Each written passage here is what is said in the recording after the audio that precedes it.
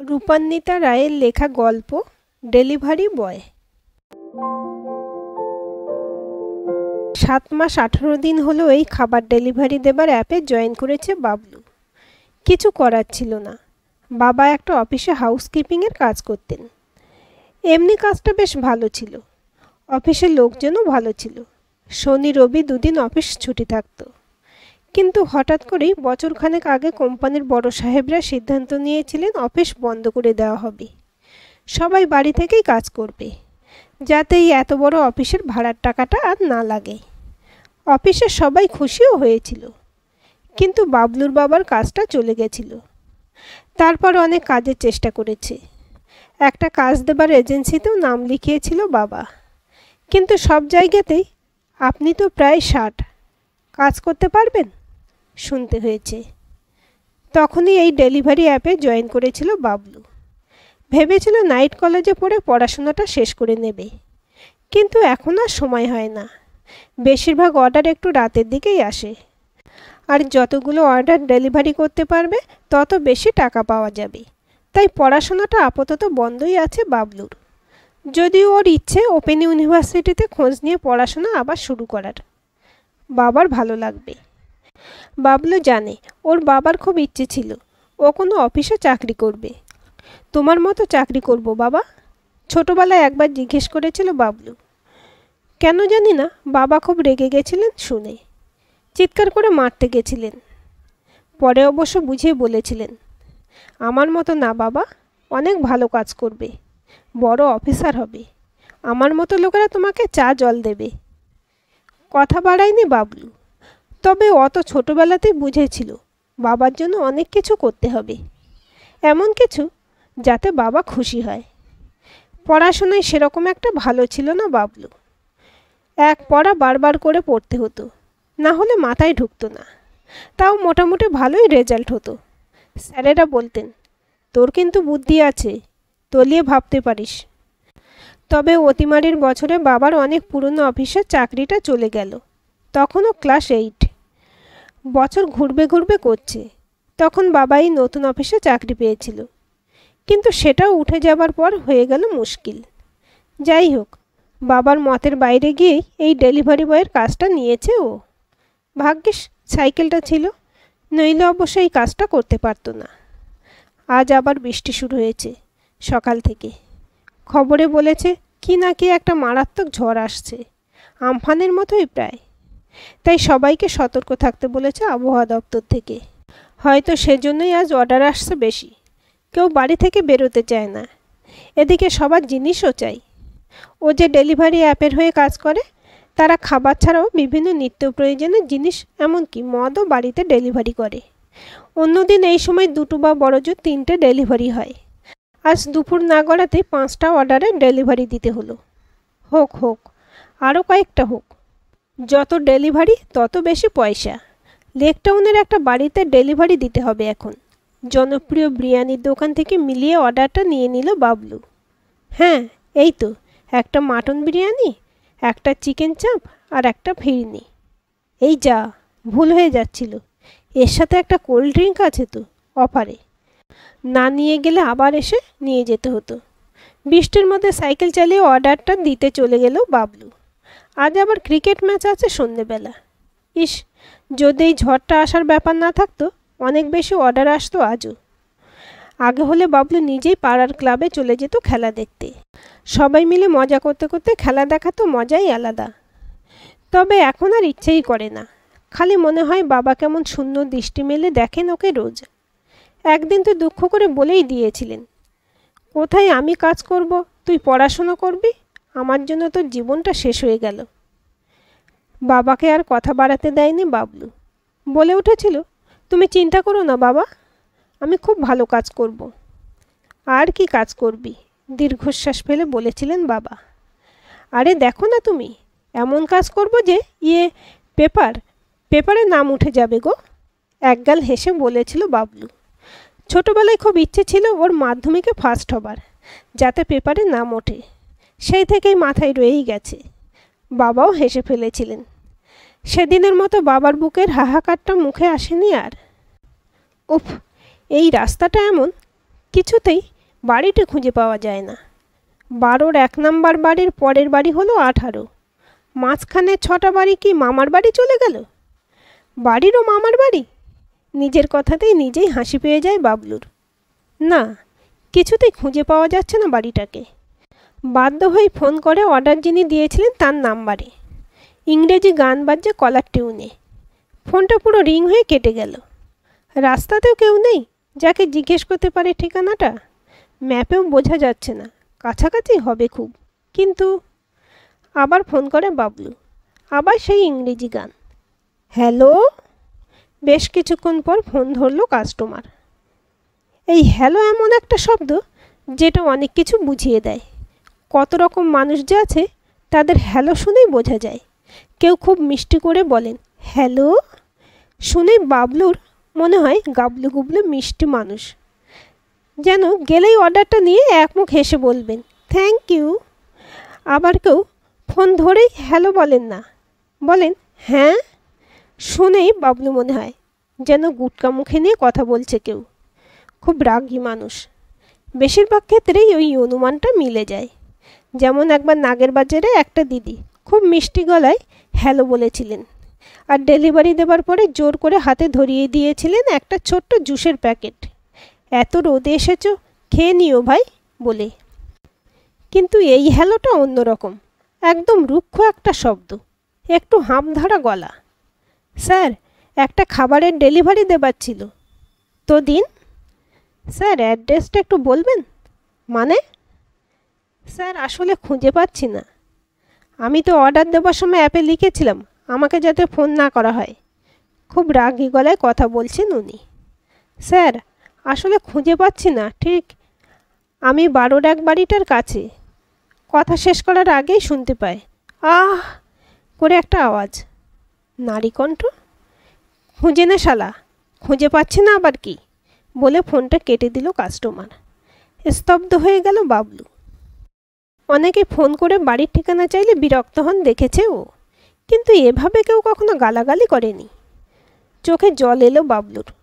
আজ বাড়ি থেকে বেরোতে দিতে চাইছিলেন না বাবা, বারবার বলছিলেন এত বৃষ্টি, তার মধ্যে ঝড় আসবে, আজ না গেলেই নয়। আজ তাড়াতাড়ি চলে আসবো বাবা বলে এসেছিল ও। আসলে এইসব দিনে কাজ করলে কাস্টমাররা অনেক টিপস দেন ওদের, সেই টাকা পুরোটাই ওরা পায়। আর এখন একটা টাকারও কত দাম জানে ও। কিন্তু অর্ডারটা ডেলিভারির কী হবে?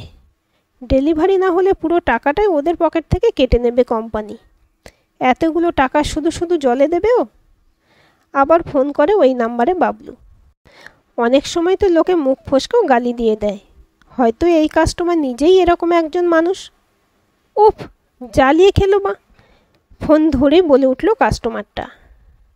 এনাকে আর আপনি আগে করতে ইচ্ছে করছে না, তাও ভদ্রভাবে তো কথা বলতে হবে, তাই বলে ওঠে স্যার, আমি কিছুতেই আপনার অ্যাড্রেসটা খুঁজে পাচ্ছি না।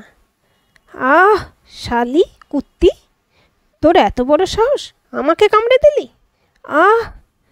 কানের পর্দা যেন ফেটে যাবে, এত জোরে চিৎকার করে উঠল লোকটা ফোনে। কেউ একটা কাঁদছে খুব, নারী কণ্ঠের কান্না। একটা যেন জোরে আওয়াজ এলো খুব কাছ থেকেই, তারপর ফোনটা কেটে গেল। এই 7 মাসে কম ডেলিভারি তো করেনি বাবলু। কত রকম মানুষ দেখেছে। সেই দিদিটার মতো জোর করে জুস দেওয়া মানুষ যেমন দেখেছে, তেমনি খাবার নিয়ে ডেলিভারি পায়নি বা খাবার ঠান্ডা ছিল বলা মানুষও পেয়েছে বাবলু। কিন্তু এরকম অভিজ্ঞতা কখনো হয়নি ওর। কিন্তু আর ফোন করারও সাহস হচ্ছে না। বৃষ্টিটা বেড়ে গেল। এই অঞ্চলে আবার একটুতে জল জমে যায়, এখনই জমতে শুরু করেছে। পকেট থেকে ফোনটা বের করে আবার ঠিকানাটা দেখে বাবলু। সৃষ্টি আবাসন, flat number 6, 2nd floor, 17 AD Dutta lane. এটা 12, তাহলে পাশের গলিতে একবার দেখবে যদি ওখানে থাকে। পাশের গলির একদম শেষে সবুজ রঙের বাড়িটা সৃষ্টি আবাসন দেখে যেন হাঁপ ছেড়ে বাঁচল ও। এই ডেলিভারিটা দিয়ে বাড়ি যাবে ও। স্নান করতে হবে ভালো করে। এমনিতেই রেনকোটে নিচে থেকেও ভিজে একসা হয়ে গেছে ও। ঢুকতে গিয়ে দেখে গেটে তালা লাগানো, সারি সারি লেটার বাক্স আছে, আর এক পাশে ফ্ল্যাটের নাম্বার লেখা কলিং বেল। এবার তো বেল বাজাতেই হবে। একটু ভয়ে ভয়ে বেল বাজায় বাবলু। আবার না ঝাড় খেতে হয় ওকে এর জন্যেও। বৃষ্টিটা জোরে নামলো আরও। শেডও নেই একটা যার নিচে দাঁড়ানো যায়। কোন ফ্ল্যাটের অর্ডার? একতলার বারান্দা থেকে জিজ্ঞাসা করেন একজন বয়স্ক মানুষ। ফ্ল্যাট নাম্বার 6, অভিষেক দত্ত। ও, ওদের সাথে আমাদের কথা নেই, নইলে তোমাকে চাবি দিতাম, বলে ওঠেন উনি। আবার বেল বাজায় বাবলু। না, কোনো উত্তর নেই। বাবা, দিয়ে দাও না চাবিটা, ছেলেটা ভিজে গেছে একদম। এমনিতেই ওদের বাড়িতে সকাল থেকে ঝগড়া শুরু হয়েছে, কেউ একটা বলে ওঠেন ভেতর থেকে। এই একটা ফ্যামিলি পুরো ফ্ল্যাটের কালচার নষ্ট করে দিল। রোজকার ঝগড়া, গালাগালি, মারামারি, উফ, পারা যায় না।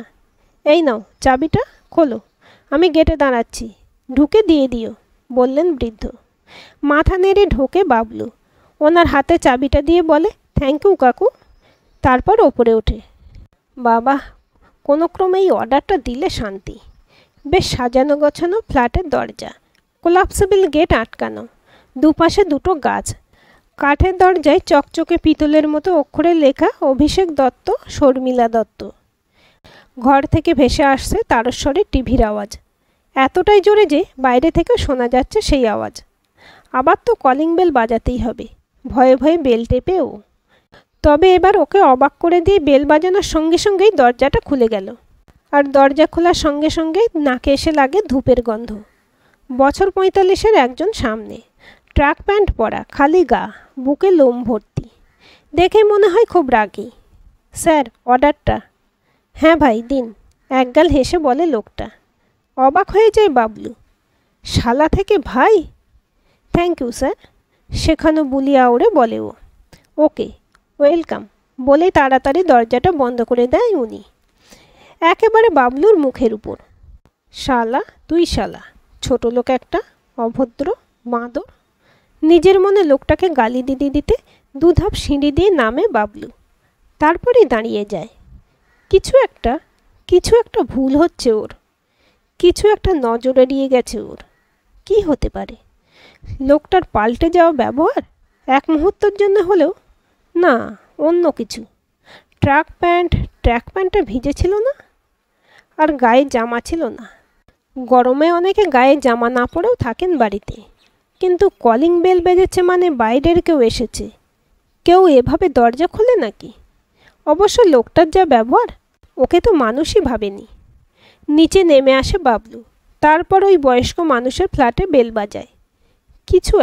কিছু একটা ভুল হচ্ছে। একটা খটকা। কাকু, আবার চাবিটা দেবেন? আমি তাহলে বারান্দায় দিয়ে দিতাম আপনাকে। নিচের ফ্ল্যাটে বেল বাজিয়ে বলে বাবলু।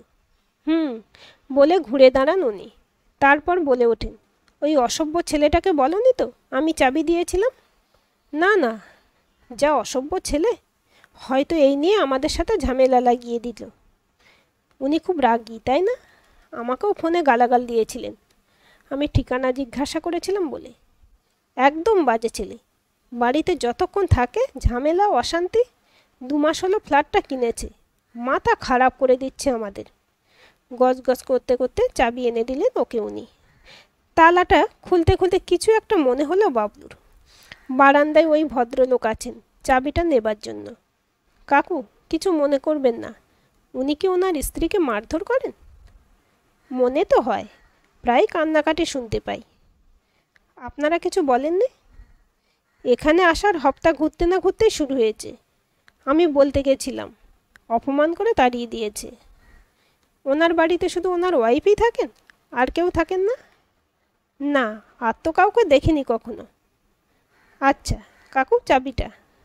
সাইকেলে উঠে গলিটা পেরিয়ে এলো বাবলু। আচ্ছা, এত জোরে টিভি মানুষ শোনে? কান খারাপ হয়ে যায় না? নাকি এত ঝগড়া হচ্ছিল সেই আওয়াজ ঢাকার জন্য টিভি এত জোরে চালানো? আর সেই ফোনে কান্নাকাটি, জোরে একটা আওয়াজ। মনটাই খুব কুডাক দিচ্ছে বাবলুর। কিন্তু ও কী বা করতে পারে? বড় জোর ওদের অফিসে অভিযোগ জানাতে পারে কাস্টমার গালি দিয়েছেন বলে।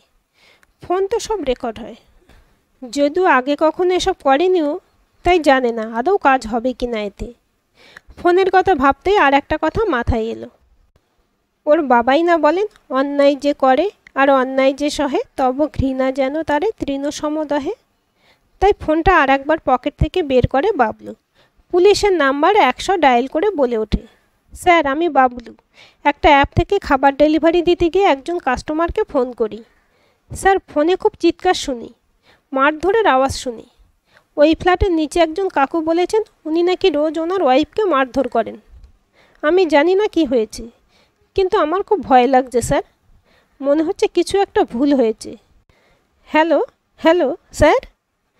পরের দিন কলকাতার প্রায় সব সংবাদপত্রের হেডলাইন, ডেলিভারি বয়ের বুদ্ধিমত্তায় সংকটজনক অবস্থায় গার্হস্থ্য হিংসার শিকার গৃহবধূ উদ্ধার, অভিযুক্ত ধৃত। তোর এত বুদ্ধি, এত বোঝদার তুই! সকাল থেকে কতবার যে বলেছেন বাবা। জল ছলছল চোখে টইটুম্বুর হয়ে যাচ্ছে বাবলু। কতদিন পরে আজ বাবা এত খুশি। আজকের এই গল্পটি আপনাদের কেমন লাগলো কমেন্ট করে জানাবেন। ভালো লাগলে অবশ্যই একটা লাইক দেবেন আর চ্যানেলটি সাবস্ক্রাইব করে সাথে থাকবেন।